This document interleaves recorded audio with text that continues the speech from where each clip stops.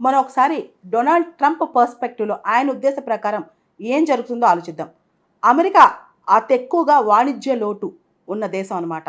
మనం అమెరికా ఏదైతే దిగుమతి చేసుకుంటుందో, మనం అమెరికా ఎగుమతితో కంపేర్ చేస్తే కనుక దాదాపు అమెరికాకి వాణిజ్య లోటు అనేది 1.1 ట్రిలియన్ ఉంది. అది చాలా ఎక్కువ వాణిజ్య లోటు. ట్రంప్ మొదటి నుంచి చెప్తున్నాడు, అమెరికా చాలాసార్లు వార్న్ చేసింది. చాలా దేశాలు అమెరికాకి ఏవైతే ఎగుమతులు చేస్తున్నాయో, అమెరికాకి ఇంపోర్ట్ చేస్తున్నాయో, ఆ దేశాలన్నీ కూడా చాలా దేశాలు అమెరికా పైన అదనపు సుంకాలు, అమెరికాకు విపరీతమైన టారిఫ్లు, అంటే అమెరికా అమ్ముతుంటే అమెరికా పైన విపరీతమైన టారిఫ్లు, అమెరికాకు అమ్ముతుంటే మాత్రం అమెరికా దగ్గర టారిఫ్లు ఉండకూడదని ఆ దేశాలు కోరుకుంటున్నాయి. చాలా దేశాలు అమెరికా పైన విపరీతమైన టారిఫ్లు వేసాయన్నమాట. గత 10 సంవత్సరాల నుంచి అమెరికా అధ్యక్షులు కానీ డొనాల్డ్ ట్రంప్ అధ్యక్షుడుగా ఉన్నప్పుడు కూడా చాలాసార్లు చెప్పారు. అయితే ఇప్పుడు అమెరికా ఏమనుకుంటుందంటే తన ట్రేడ్ డెఫిసిట్ ఏదైతే వాణిజ్య లోటు ఉందో దాన్ని పూడ్చుకుందాం అనుకుంటుంది. షార్ట్ టర్మ్లో నష్టం జరిగిన, అంటే స్వల్పకాలికంగా అమెరికాకి నష్టం జరిగిన, దీర్ఘకాలికంగా అమెరికా ఇంట్రెస్ట్ అమెరికా చూస్తుంది, అమెరికా ప్రయోజనాలు అమెరికా చూసుకుంటుందన్నమాట. అయితే Donald Trump white house officials ఏం చెప్తున్నారంటే ఈ టారిఫ్స్ వల్ల దాదాపు $600 బిలియన్ వాణిజ్య లోటు ఏదైతే ఉందో దాని $1.1 ట్రిలియన్ వాణిజ్య లోటులో దాదాపు ఈ సంవత్సరం $600 బిలియన్ తిరిగి వచ్చేస్తా అంటున్నారు. అయితే ఈ రోజున మనం చూస్తే కనుక S&P 500 కానీ, డౌ జోన్స్ కానీ, నాస్డాక్ కానీ ఇవన్నీ కూడా దాదాపు $6 ట్రిలియన్ కోల్పోయాయన్నమాట. సో ప్రపంచవ్యాప్తంగా స్టాక్ మార్కెట్స్ చాలా వరకు కోల్పోయాయి, క్రాష్ అవుతున్నాయి. ఆ జపనీస్ నిక్కీ కావచ్చు, రకరకాల స్టాక్ మార్కెట్స్ కావచ్చు. ఉదాహరణకి మన సెన్సెక్స్లో కూడా దాదాపు 20 లక్షల కోట్ల మార్కెట్ క్యాప్ తగ్గిందనమాట. ఇదంతా చూస్తుంటే అమెరికాలో దీర్ఘకాలంలో పెద్దగా అమెరికా ఎంత లాభం వస్తుందో పక్కన పెడితే స్వల్పకాలికంగా అమెరికాలో చాలా నష్టాలు కనిపించే అవకాశం కనిపిస్తుంది. ముఖ్యంగా జేపీ మార్గన్ సంస్థ అమెరికాలో 60% పాసిబిలిటీ ఉంది రెసిషన్ రావడానికి, 60% అవకాశం ఉంది మా అమెరికాలో మాంద్యం రావడానికి అని చెప్తుంది. అదేవిధంగా అమెరికాలో నిరుద్యోగం 5.3% ఉండే అవకాశం ఉన్నట్టు చెప్తుంది. దాంతోపాటు గోల్డ్మెన్ సాచ్ కంపెనీ వాళ్ళు రెసిషన్ దాదాపు 45% వచ్చే అవకాశం ఉంది, అంటే 45% అవకాశం ఉంది అమెరికాలో ఈ సంవత్సరం రెసిషన్ మాంద్యం రావడానికి. దాంతోపాటు అమెరికాలో గ్రోత్ రేట్స్ బాగా తగ్గిపోతాయంట, ఈ సంవత్సరం జీడిపి బాగా తగ్గుతుంది. ఈవెన్ అమెరికాలో సెంట్రల్ బ్యాంక్ ఏదైతే ఉందో ఫెడరల్ రిజర్వ్ కూడా అమెరికాలో ఆర్థికమైన అస్థిరత, అనిశ్చితి కనిపిస్తుందని చెప్తుందన్నమాట. ఇవన్నీ పక్కన పెడితే అమెరికాలో ఫెడరల్ రిజర్వ్ చైర్మన్ కూడా జెర్మీ పావెల్ ఎవరైతే ఉన్నారో అమెరికాలో త్వరలో ఇన్ఫ్లేషన్ వస్తుంది, అదేవిధంగా జీడిపి గ్రోత్ అమెరికాలో తగ్గిపోతుందని చెప్తున్నారు. ఓవరాల్గా చూస్తే కనుక తాత్కాలికంగా పరిణామాలు చూస్తే కనుక అమెరికాలో ధరలు బాగా పెరిగే అవకాశం కనిపిస్తుంది. అదేవిధంగా అమెరికా కన్జ్యూమర్ బేస్డ్ ఎకానమీ కాబట్టి అమెరికాలో 15-20% వస్తువుల ధరలు విపరీతంగా పెరుగుతాయి. దీని ప్రభావం ప్రపంచవ్యాప్తంగా కూడా పడే అవకాశం కనిపిస్తుంది. అమెరికాలో ఏదైతే డొనాల్డ్ ట్రంప్ చెప్తున్నారో పీపుల్కి మాత్రం మీరు చాలా టఫ్గా ఉండండి, టఫ్ టైమ్స్ ఇప్పుడు ఉన్నాయి కానీ బ్యూటిఫుల్ డేస్ భవిష్యత్తులో చూస్తారు.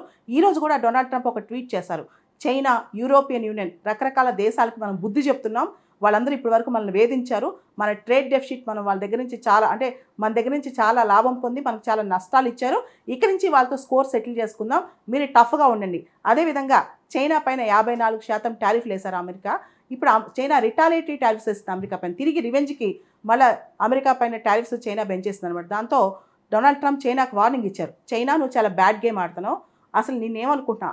డొనాల్డ్ ట్రంప్ ఉద్దేశం ఏంటంటే తన కనుక టారిఫ్స్లు పెంచేస్తే ప్రపంచంలో దేశాలు నెగోషియేషన్కి వచ్చి టారిఫ్లు తగ్గిస్తాయి, మొత్తం అన్ని టారిఫ్లు తగ్గిపోతాయి, అన్ని పన్నులు తగ్గిపోతాయని డొనాల్డ్ ట్రంప్ అనుకుంటున్నారు. కానీ చైనా ఏం చేస్తుంది, కొన్ని దేశాలు ఏం చేస్తాయి, రిటాలియేటరీ టారిఫ్స్ డొనాల్డ్ ట్రంప్ వేసిన పన్నులపైన ఇంకా అధికమైన పన్నులు వేయాలని ట్రై చేస్తాయి అనమాట.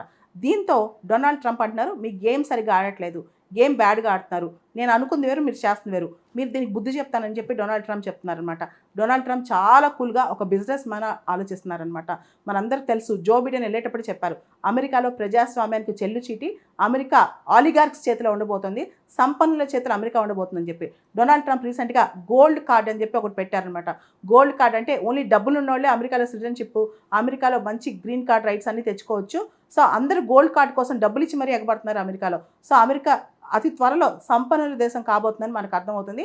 అమెరికన్ కన్జ్యూమర్స్ కూడా చాలా ఇబ్బందులు పడుతున్నారని కూడా మనకు అర్థమవుతుంది. అమెరికాలో ఈ రోజున హ్యాండ్స్ ఆఫ్ ప్రొటెస్టులు జరుగుతున్నాయి. మా జీవితం నుంచి మమ్మల్ని ఉండనివ్వండి, మా బతుకు మనల్ని బతకనివ్వండి, మా ఉద్యోగాలు మాకు కావాలి, మా నిత్యావసరాల్లో మీరు తలదూర్చొద్దు, మా హౌసింగ్లో తలదూర్చొద్దు, మా సామాజిక భద్రతలో మీరు తలదూర్చొద్దు అని చెప్తున్నారు. అంతేకాదు LGBT రైట్స్ విషయంలో కూడా డొనాల్డ్ ట్రంప్ చాలా టఫ్గా వ్యవహరిస్తున్నారు, మానవ హక్కుల విషయంలో కూడా. సో మా జీవితం మీకెందుకు హ్యాండ్స్ ఆఫ్ ప్రొటెస్ట్లు అనేవి అమెరికాలో పూర్తి స్థాయిలో ఈ రోజున దాదాపు 5 లక్షల మంది అమెరికాలో అన్ని స్టేట్స్లో ప్రొటెస్ట్ చేస్తున్నారనమాట. దీంతో డొనాల్డ్ ట్రంప్ కూడా పీపుల్కి ఒక మాట చెప్పారు, హ్యాంగ్ టఫ్, మీరు టఫ్గా ఉండండి, మనకు మంచి రోజులు ముందున్నాయని చెప్పి. ఈరోజు ఒక రిపోర్ట్ వచ్చింది, 23% అన్ఎంప్లాయ్మెంట్ ఉందంటే హార్వర్డ్ యూనివర్సిటీ వాళ్ళకి. హార్వర్డ్ యూనివర్సిటీలో ఎవరైతే గ్రాడ్యుయేట్స్ పీజీ చేశారో వాళ్ళలో 23% అన్ఎంప్లాయ్మెంట్ ఉందంట. అమెరికాలో నిరుద్యోగం విపరీతంగా పెరగబోతోంది. వచ్చే 3-4 సంవత్సరాలు అమెరికాలో ఉద్యోగాలు పెరిగే అవకాశం కనిపించట్లేదు. దాంతోపాటు హౌసింగ్, అమెరికాలో ఇల్లు అనమాట, 94% అమెరికా ఇల్లు చెక్కలతో కడతారు. అయితే దానిలో చాలా వరకు లంబర్, ఆ చెక్క అనేది కెనడా నుంచి తీసుకొస్తారు. కెనడా పైన విపరీతమైన సుంకం పెరగడంతో అమెరికా ఇల్లు బాగా పెరిగిపోతాయి ఖర్చులు, ఇల్లు కట్టుకోలేరు అమెరికాలో. కార్స్, అమెరికాలో ఆటోమొబైల్స్ పైన 25% సుంకాలు వేశారనమాట. లాస్ట్ ఇయర్ 8 మిలియన్ కార్స్ ఇతర దేశాల నుంచి అమెరికా కొనుక్కుంది. ఇప్పుడు కార్స్ కొనుక్కోవాలంటే చాలా కాస్ట్లీ, అంటే కావాలంటే ఎవరైనా టెస్లా కొనుక్కోవచ్చు కానీ వేరే కార్స్ కొనుక్కోలేరనమాట. దాదాపు ప్రతి కారుకి $4,000 నుంచి $10,000 ఎక్స్ట్రా. ఎలక్ట్రానిక్ గూడ్స్, ఐఫోన్స్ దగ్గర నుంచి ల్యాప్టాప్స్ దగ్గర నుంచి అన్నీ కాస్ట్లీయే. నిత్యావసర వస్తువులు, తీసుకునే బ్రెడ్ దగ్గర నుంచి కాస్ట్లీ అయిపోయింది అమెరికాలో. కాబట్టి ఇప్పుడు అమెరికన్స్ సఫర్ అవుతున్నారు. సామాన్యమైన అమెరికన్స్ ఏమంటున్నారంటే, అసలు లాంగ్ టర్మ్ పరిస్థితి పక్కన పెట్టండి, మా షార్ట్ టర్మ్లో మాకు చాలా నష్టాలు ఉన్నాయి, మాకు ఉద్యోగాలు లేవు, మాకు బిజినెసెస్ పోతాయి. అమెరికా బేసికల్గా కన్జ్యూమర్ బేస్డ్ ఎకానమీ, వాళ్ళు ఎక్కువ కొనుక్కుంటూ ఉంటారు. అమెరికన్ ప్రజలు ఎక్కువగా వాళ్ళ డబ్బులు కూడా ఎక్కువ ఖర్చు పెట్టినని కొనుక్కుంటూ ఉంటారు. కాబట్టి టెంపరీగా వాళ్ళు ఉద్యోగాలు పోవటం, నష్టాలు చూడటం ఇవన్నీ కనిపిస్తాయి. అమెరికాలో లే ఆఫ్స్ పెరగటం ఇవన్నీ జరుగుతాయి అన్నమాట. దీంతోపాటు డొనాల్డ్ ట్రంప్ ఒక మాటతో ముందుకు వచ్చారు, save America, make America great again అని చెప్పి. ఏం గ్రేట్ చేస్తున్నారు, మమ్మల్ని నష్టాలు చేస్తున్నారని చెప్పి ఇలాన్ మస్క్కి, డొనాల్డ్ ట్రంప్కి వ్యతిరేకంగా చాలా చాలా నినాదాలు చేస్తున్నారు. డిపార్ట్మెంట్ ఆఫ్ గవర్నమెంట్ ఎఫిషియన్సీ, డాజ్ అని చెప్పి ఇలాన్ మస్క్ దానికి అధ్యక్షతన చాలా కోతలు విధిస్తున్నారు ప్రతి దానిలో. ఈవెన్ డిపార్ట్మెంట్ ఆఫ్ ఎడ్యుకేషన్ కూడా ఎత్తేస్తున్నారనమాట. అసలు ఎడ్యుకేషన్ విషయంలో కూడా ఫెడరల్ గవర్నమెంట్ చేతిలో ఏమీ లేకుండా చేస్తున్నారు. ఈ సందర్భంగా అమెరికాలో పెద్ద చర్చ జరుగుతుంది.